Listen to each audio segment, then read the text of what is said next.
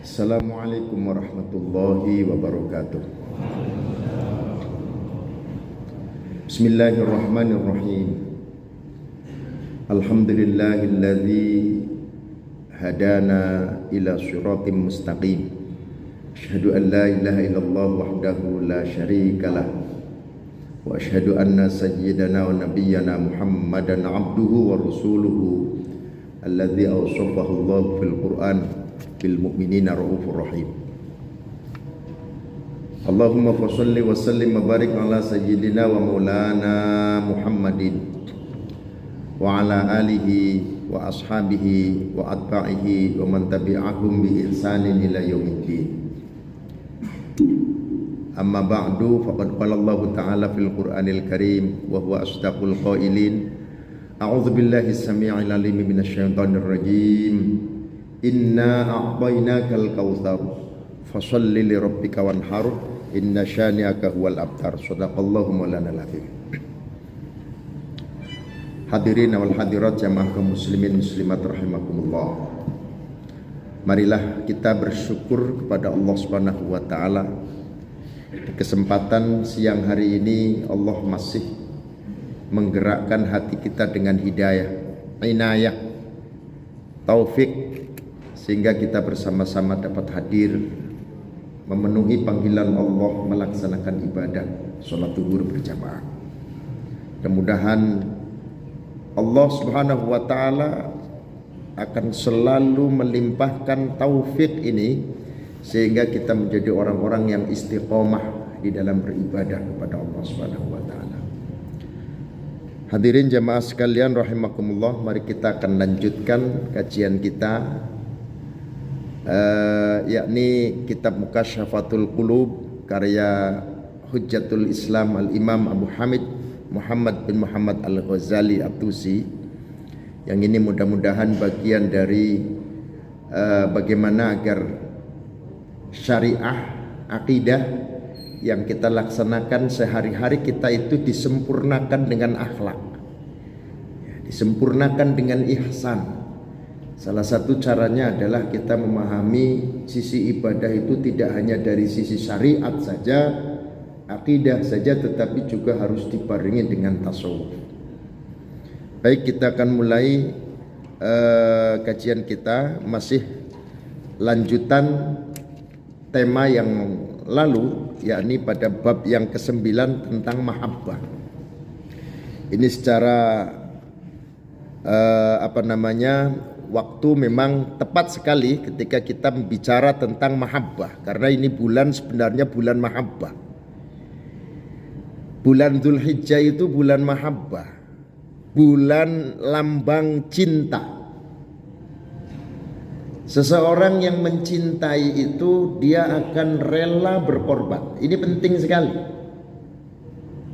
Maka tidak disebut cinta ketika tidak mau berkorban. Orang yang orang yang bisa mengungkapkan rasa cintanya itu dibuktikan dengan apa? Dibuktikan dengan pengorbanan. Nah, di bulan Dzulhijjah inilah Allah Subhanahu wa taala perintahkan kepada kita untuk melaksanakan kurban. Ini adalah bukti daripada pembuktian rasa cinta kita kepada Allah Subhanahu wa taala. Wa yuqalu Bismillahirrahmanirrahim. Wa yuqalu innal ba'ira idza sakara la ya'kulul 'alafa arba'ina yawman walau hamula alaihi ad'afu ma yahmiluhu lihamlih li'annahu idha haja fi qalbihi dzakara mahbubahu la yuhibbu al-alafa wa la ya'ya minal hamli tsaqili liishtiyaqihi ila mahbubihi. Jamaah sekalian rahimakumullah, dikatakan bahwa seekor onta apabila dia telah mabuk kepayang, sedang dalam kondisi mabuk kepayang, ya, dia tidak makan selama 40 hari. Onta itu kalau lagi rasa rindunya sangat mendalam, lagi dilanda kasmaran, lagi diranda rasa cinta yang sangat, onta itu sanggup tidak makan, tidak minum sampai lamanya 40 hari.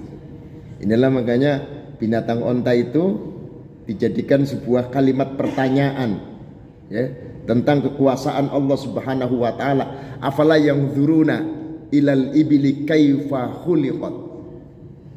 Ya, apakah kalian tidak melihat, tidak mengangan-angan bagaimana Tuhanmu menciptakan ibil, onta, kaifa khuliqat, bagaimana dia diciptakan. Ternyata onta itu binatang yang punya keistimewaan yang luar biasa, ya. Dia sanggup untuk meninggalkan makan minum sampai 40 hari. Walau hamula alaihi at'afu ma yahmiluhu lihamlih. Walaupun onta itu dikasih beban berat berlipat-lipat, 40 hari 40 malam dikasih beban berat berlipat-lipat, onta itu bertahan, ya. Li'annahu idza haja fi qalbihi dzikru mahbubihi la yuhibbul alaf. Nah, ini onta nih. Karena onta itu apabila dia bergejolak hatinya, ya, mengingat mahbubnya, mengingat kekasihnya, maka dia tidak suka dengan makanan. Ini onta, dia meninggalkan makanannya. Kalau lagi rasa cintanya sangat, dia tidak mau makan. Nah ini, nah, wala ya'ya minal hamli tsaqil listiyaqihi ila mahbubi, dan dia tidak merasa berat ketika dia menanggung beban berat di punggungnya, itu enggak terasa lagi. Nah, luar biasa itu onta, ya. Fa idza kana min sa'nil ibli an tatruka syahwataha wa tahmilul hamla tsaqil li ajli mahbubiha fa hal antum taraktum syahwatan muharramatan li ajlillahi ta'ala. Ini sindiran yang sangat keras, ya. Jika onta itu meninggalkan syahwatnya, memikul beban beratnya karena hanya mengungkapkan rasa cintanya kepada kekasihnya, onta betina yang sedang dia cintai, itu saja dia sanggup untuk meninggalkan syahwat, ya. Pertanyaannya, fahal antum taraktum syahwatan muharramatan li ajlillah. Apakah kalian sanggup untuk meninggalkan syahwat yang diharamkan karena Allah? Ternyata berat. Berarti kalau di sini ketika seekor onta sedang bergejolak di hatinya, rasa cinta yang berkecamuk di hatinya itu sanggup meninggalkan syahwatnya, ternyata manusia tidak bisa melakukan itu.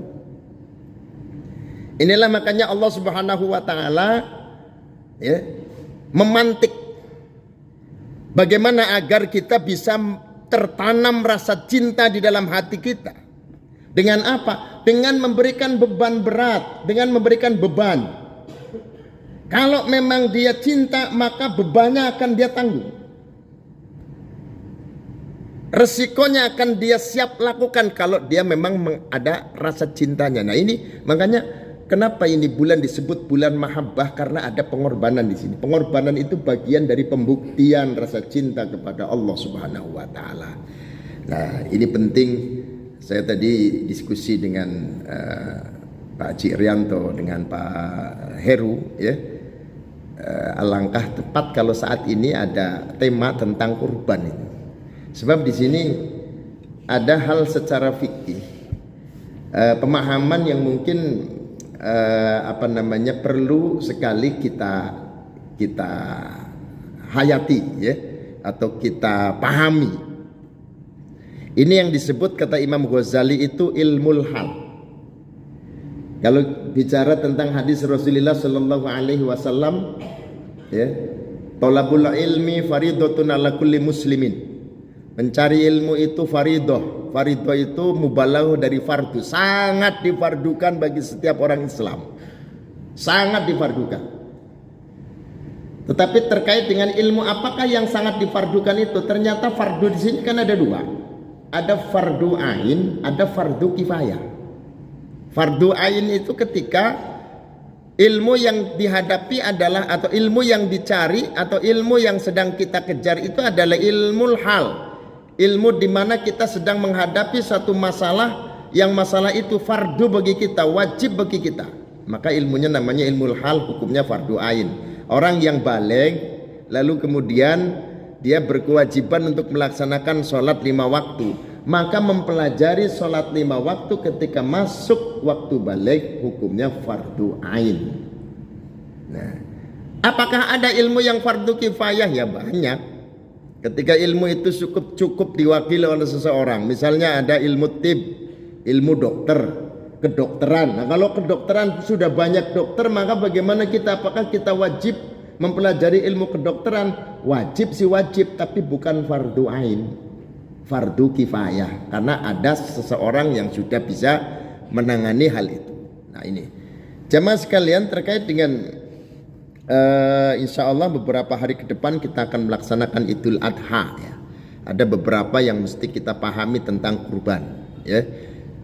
Kurban itu sebenarnya sebuah istilah yang kalau di dalam kitab fikih itu disebut udhiyah. Udhiyah. Kenapa banyak menyebut kurban? Karena apa? Karena nilai yang dilakukan oleh orang yang melaksanakan udhiyah itu adalah taqarrub ilallah. Ini makanya ada salah kaprah di dalam penggunaan bahasa ya. Bahasa Indonesia itu korban itu sudah menjadi bahasa sudah menjadi bahasa kita, bahasa Indonesia korban, cuma salah terapannya. Kalau korban secara istilah bahasa Arab itu nilainya adalah taqarrub ilallah. Apapun yang dilakukan oleh manusia, seperti dalam hal ini memotong hewan, memotong binatang, yang niatnya taqarrub ilallah, itulah kurban. Tapi kan lain halnya dengan korban yang dijadikan bahasa Indonesia. Ada orang ketabrak mobil, korbannya. Ada orang rumahnya dicuri, korban. Sampai ada korban pelecehan seksual, itu korban juga. Padahal itu tidak sesuai dengan istilah korban yang ada di dalam istilah fikih. Nah, korban itu mesti ada taqarrub ilallah. Kewajibannya hukumnya adalah sunnatun muakkadatun alal kifayah. Kalau dia sekeluarga, punya keluarga, maka hukumnya sunnah muakkadah alal kifayah. Maksudnya apa? Kalau satu keluarga itu ada satu yang korban, maka kemakruhannya bagi yang lain gugur. Yang dapat pahala siapa? Ya yang korban. Jadi jangan salah arti, ini banyak yang kalau begitu korban itu cukup satu, nanti pahalanya digotong rame-rame. Nah, enggak begitu, tetap satu untuk satu orang. Tetapi kalau dalam satu keluarga, kemakruhannya itu menjadi gugur karena ada satu perwakilan keluarga yang melaksanakan korban. Jamaah sekalian rahimakumullah, korban itu hukumnya sunnah muakkadah alal kifayah. Sunnah yang dikukuhkan dengan dasar kifayah. Artinya kalau satu keluarga diwakili satu orang, maka kemakruhannya gugur bagi yang lain. Kecuali apabila dinazarkan. Nazar itu ada dua. Ada nazar hakiki, ada nazar hukmi. Nazar secara hakikat, ada nazar secara hukum. Nazar secara hakikat itu misalnya, walillahi alayya an udhiya hadisa. Sungguh demi Allah misalnya, wajib bagiku untuk melaksanakan korban kambing ini. Itu secara hakikat sudah disebut nazar. Atau yang biasa lumrah kita ucapkan, saya nazar, saya mau berkorban. Itu secara hakikat sudah termasuk korban yang wajib. Lalu ada namanya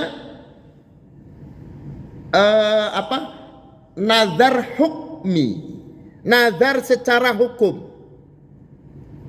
Nazar secara hukum itu kalimat yang disebut adalah kalimat yang lumrah, yang biasa kita sebut ini. Makanya kalau disebut nazar kita ini masuk kategori apa? Hampir rata-rata nazar kita korban kita itu masuk dalam kategori nazar, tapi nazar hukmi. Seperti begini. Kalau ditanya sama panitia kurban, ya dia jawab, saya mau kurban 1 ekor kambing. Kan jawabannya begitu, Pak? Atau saya mau korban iuran 1 ekor sapi. Kalimatnya jelas, saya mau korban.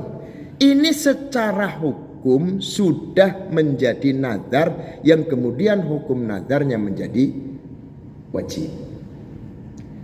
Tinggian mana sunnah sama wajib? Ya wajib, itu kan. Hanya konsekuensinya begini. Kalau korban itu korban yang sunnah, maka seperti biasa kita boleh makan dagingnya. Jadi kalau korban sunnah itu satu ekor misalnya kambing dibagi 3. Sepertiga untuk kita, sepertiga untuk sodako, fakir miskin, sepertiga untuk hadiah, untuk orang yang kaya. Boleh, namanya hadiah. Itu kalau korban sunnah. Tetapi kalau korbannya itu menjadi korban yang wajib, maka pure 100% itu harus diserahkan kepada fakir miskin. Kita nggak boleh sedikit pun ngambil dagingnya. Nah, ini yang harus dipahami.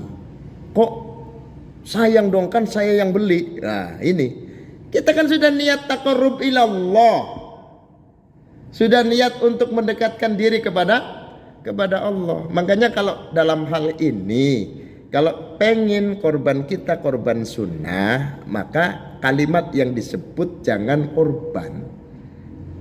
Buat apa dipotong atau disembelih nanti di hari raya misalnya, itu nggak menjadi terikat nggak menjadi terikat nazar hukmi, disembelih ya. Atau kita sebutkan secara langsung untuk apa? Untuk sunnahnya korban ya, maka jadi korban sunnah. Cuma ini kan lumrahnya kita itu langsung menyebut untuk korban. Nah ini yang kemudian hukumnya berganti menjadi korban yang wajib. Nah ini hadirin jamaah sekalian rahimakumullah. Maka bagaimana kita? Ya kalau kita sudah serahkan sudahlah, tidak perlu mengharapkan lagi. Ya, walaupun ini termasuk kontroversi ya, terutama bagi orang awam yang belum mengerti hukum bagaimana. Kan biasa tuh seperti itu. Ya, Imam Al-Bulqini termasuk dengan Imam Ali Shibro Malisi. Ya, ada toleransi terhadap orang yang masih belum ngerti. Orang yang masih awam ini kan nanti kita akan koreksi loh. Kalau begitu setiap tahun saya korbannya bagaimana gitu kan? Ya, kalau memang bagi orang awam itu dimaaf apa yang dia terucap, ya dekat untuk dimaaf apa yang dia ucapkan, kalimat-kalimat seperti saya akan kurban. Tapi ini bagi orang yang awam, orang yang belum mengerti. Kalau kita orang yang sudah mengerti bagaimana? Ya kita bisa sebenarnya dari kalimat itu kita rubah. Jangan kita ucapkan mau korban, tetapi kita ucapkan mau disembelih atau dipotong di hari raya. Kalaupun iya kita ucapkan, apa salahnya sih kalau kita sudah nazar lalu kita penuhi nazarnya?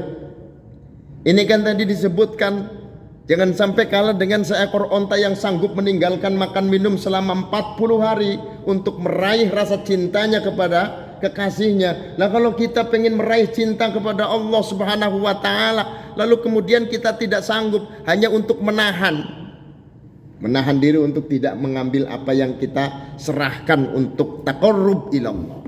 Nah inilah makanya mudah-mudahan kita diberikan oleh Allah Subhanahu wa ta'ala keberkahan sehingga kita bisa melaksanakan ibadah kurban ini. Sebelum ditutup barangkali ada yang mau didiskusikan, silakan. Monggo Pak.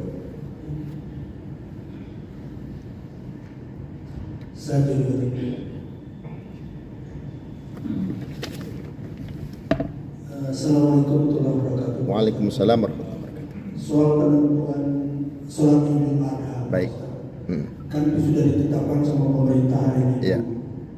Katanya kita diwajibkan untuk puasa Arafah itu tapi 2 hari sebelumnya. Berarti hari Jumat sama Sabtu. Ya. Dengan perbedaan waktu yang untuk di Arab katanya Idul Adha hari Sabtu, kita hari Minggu. Ya. Apakah kalau kita puasa sunnah Arafah hari Jumat Sabtu, apakah kita takut hari Sabtu itu nanti masuk ke Lebaran sehingga kita puasanya jadi haram? Mohon pencerahan Pak. Terima kasih. Satu ini. Baik, ini ranahnya adalah ijtihadiyah. Ada 2 pandangan yang terjadi selama bertahun-tahun di Indonesia. Ya. Ya, kalau saya amati itu dari semenjak pasca Orde Baru ke sinilah diberikan kebebasan untuk menentukan pilihan masing-masing dengan menggunakan ijtihadnya masing-masing. Sebagai contoh, Idul Fitri beda. Ya. Apakah tidak menutup kemungkinan Idul Adha itu juga beda? Setiap bulan itu bisa beda. Dari dua pandangan menentukan awal bulan. Potensinya setiap bulan bisa beda. Kenapa? Setiap bulan ada sidang isbat, Pak. Jadi ada dua di sini. Yang pertama adalah pendekatan ru'yatul hilal. Ya. Yang kedua pendekatan wujudul hilal. Ya. Ya seperti kita maklumi ya, ormas misalnya ya, Muhammadiyah itu memakai pendekatan wujudul hilal. Kemudian Nahdlatul Ulama dan beberapa ormas yang lain memakai pendekatan ru'yatul hilal, melihat hilal. Maka di sini teorinya ada dua. Yang pertama, ketika wujudul hilal, berapapun derajat, kalau dalam hitungan hisabnya itu wujud hilal, maka disitulah mesti harus ada penetapan. Sehingga misalnya Muhammadiyah yang pakai pendekatan ini, dia akan mengumumkannya jauh-jauh hari sudah diumumkan, Pak. Karena pendekatannya wujud. Yang penting wujud, mau kelihatan mau enggak, yang penting. Nah ini pendekatan wujudul hilal. Kalau yang pendekatannya ru'yatul hilal, maka metodenya adalah imkanur ru'yah. Apa itu imkanur ru'yah? Imkanur ru'yah itu kemungkinan bisa dilihat. Sebab ketika dalam ukuran derajat ya, munculnya hilal misalnya kurang dari 2 derajat misalnya, itu tidak imkanur ru'yah. Tidak bisa atau tidak mungkin bisa dilihat gitu. Kalau tidak mungkin bisa dilihat, maka pasang teropong. Ketika salah satu di antara teropong atau ketika salah satu di antara tim ru'yah itu ada satu saja yang menyaksikan kemudian siap disumpah, maka secara ru'yah nampaknya hilal ini menjadi keputusan untuk menentukan awal bulan. Jadi metode ini yang selalu menjadi ukuran kita. Ijtihadnya memang beda, maka pendekatannya beda, metodenya beda. Ya. Maka kalau ini larinya kepada ijtihad itu begini, Pak. Kalau kita berijtihad lalu salah ijtihadnya, itu sudah dapat pahala 1. Ijtihad. Tapi kalau ijtihadnya benar, kita pahalanya 2. Nah, ini masalah ijtihad. Sehingga kalau kita perdebatkan masalah waktu seperti ini, kita tidak bisa. Apalagi kalau ukurannya dengan misalnya Saudi. Nggak bisa menentukan hilal antara Indonesia dengan Saudi itu beda. Kenapa? Beda matlaknya, beda tempat terbitnya. Makanya kalau kita melihat gerhana bulan saja, kadang-kadang belahan dunia ini nggak sama. Indonesia gerhana, belum tentu Amerika gerhana. Karena matlaknya berbeda, sehingga banyak sekali kemungkinan antara Indonesia dengan Saudi berbeda. Nah, lalu bagaimana dengan kita? Ketika kita ijtihad, maka kita ikut imamnya siapa? Siapa yang mempertanggungjawabkan keputusan ini, kan itu? Kalau lebih yakin kepada keputusan pemerintah hasil sidang itsbat, ikuti pemerintah. Ya, karena kan ada jelas dasarnya, atiullah wa atiur rasul wa ulil amri minkum, kan itu. Kalau mau pakai metode tadi, karena ini juga bagian dari ijtihad, ya silahkan, tetapi juga harus paham masalah ini ya. Jadi masalah perbedaan hari raya yang bertahun-tahun selalu menjadi polemik ini, sebenarnya itu akar masalahnya. Ketika ijtihadnya berbeda, maka keputusannya bisa menjadi beda ya. Nah, padahal itu jelas setiap tahun juga ada sidang itsbat. Kita sidang itsbatnya kapan? Kemarin tanggal 30 Dzulqa'dah ya. 30 Dzulqa'dah itu sidang itsbat. 30 atau 9 kemarin sidang itsbat itu. 29 ya. Tanggal 29 kita kemarin sedang isbat, karena kalau ngitung bulan itu untuk hijriyah ya, itu biasanya umurnya kalau enggak 29 30. Kalau 30 namanya istikmal ya. Kalau 30 namanya istikmal. Dan diputuskan dalam sidang isbat 1 Dzulhijjah itu tanggal 1 Juli. Maka hitungan kedepannya dari tanggal 1 Juli hari Jumat ketemunya hari Minggu atau hari Ahad. Nah, jadi seperti itu. Bagaimana tentang amaliyah kita di bulan di puasa Tarwiyah? Jadi namanya kalau tanggal 8 Tarwiyah Pak ya, bukan Arafah. Tanggal 8 itu hari Tarwiyah, tanggal 9 hari Arafah. Kalau i'tiqad kita, keyakinan kita dengan ijtihad, misalnya dari kalangan Muhammadiyah yang pendekatan tadi wujudul hilal ya, yakin dengan itu, nggak boleh pindah ya. Artinya apa? Kita sudah mengambil sikap di situ, maka kita akan laksanakan sesuai dengan sikap kita ya. Kalau misal saya mau tanggal hari Sabtu ya, karena ini saya yakin dengan keputusan ulama ya berarti hitungannya nggak sama dengan yang mengambil keputusan ijtihadnya di hari Ahad. Tapi juga jangan dikolaborasi Pak. Ini ada khotib yang mau mengkolaborasikan Pak. Jadi hari Sabtu khotbah, hari Minggunya juga khotbah. Sayang katanya amplopnya kan saya. Jadi seperti itu Pak. Jadi dari pendekatan itu maka terjadi perbedaan. Maka larinya kemana? Keyakinan kita, ijtihad kita kemana nih? Ya, seperti itu Pak ya. Baik, yang lain? Cukup. Baik, mari kita tutup. Mudah-mudahan apa yang kita bahas hari ini bermanfaat. Al-Fatihah. A'udzubillahi minasyaitonirrajim. Bismillahirrahmanirrahim. Alhamdulillahi rabbil alamin arrahmanir rahim maliki yaumiddin. Iyyaka na'budu wa iyyaka nasta'in ihdinas siratal mustaqim. Siratal ladzina an'amta 'alaihim ghairil maghdubi 'alaihim waladdallin. Amin. Bismillahirrahmanirrahim. Alhamdulillahi rabbil alamin. Hamdan yuwaffi ni'amahu yukafi'u mazidah. Ya Rabbana lakal hamdu kama yanbaghi li jalali wajhikal karim wa 'azimi sultanik. Allahumma shalli ala sayyidina Muhammad wa ala ali sayyidina Muhammad. Allahumma ighfir lana dhunubana wal walidina warhamhum kama rabbana shighar. Jami'al muslimin wal muslimat wal mu'minina wal mu'minat al ahya'i minhum wal amwat. Allahumma inna nas'aluka min khairin ma sa'alaka minhu Muhammadun nabiyyuka wa rasuluka sallallahu alaihi wasallam, wa na'udzubika min syarri ma sta'adzaka minhu Muhammadun nabiyyuka wa rasuluka sallallahu alaihi wasallam, wa antal musta'an wa 'alaikal balagh wa la haula wa la quwwata illa billahil 'aliyyil 'azim. Allahumma inna nas'aluka husnal khatimah wal 'itqa minan nar wa an taj'alal jannata ma'amana. Allahumma yassir lana umurana umurat dini wad dunya wal akhirati ma'ar rahati wa tuma'ninati lil qulubi wal abdan bis salamati wal afiyah fid dini wad dunya al akhirah bi taysiri wa fadl minka ya Allah. Rabbana hab lana min azwajina wa dhurriyyatina qurrata a'yunin waj'alna lil muttaqina imama. Rabbana la tuzigh qulubana ba'da idh hadaitana wa hab lana min ladunka rahmah innaka antal wahhab. Rabbana atina fid dunya hasanah wa fil akhirati hasanatan wa qina adzaban nar. Wa sallallahu ala sayyidina Muhammadin wa ala alihi wa sahbihi wasallam walhamdulillahi rabbil alamin. Wallahul muwaffiq ila aqwamit thoriq. Wassalamu alaikum warahmatullahi wabarakatuh.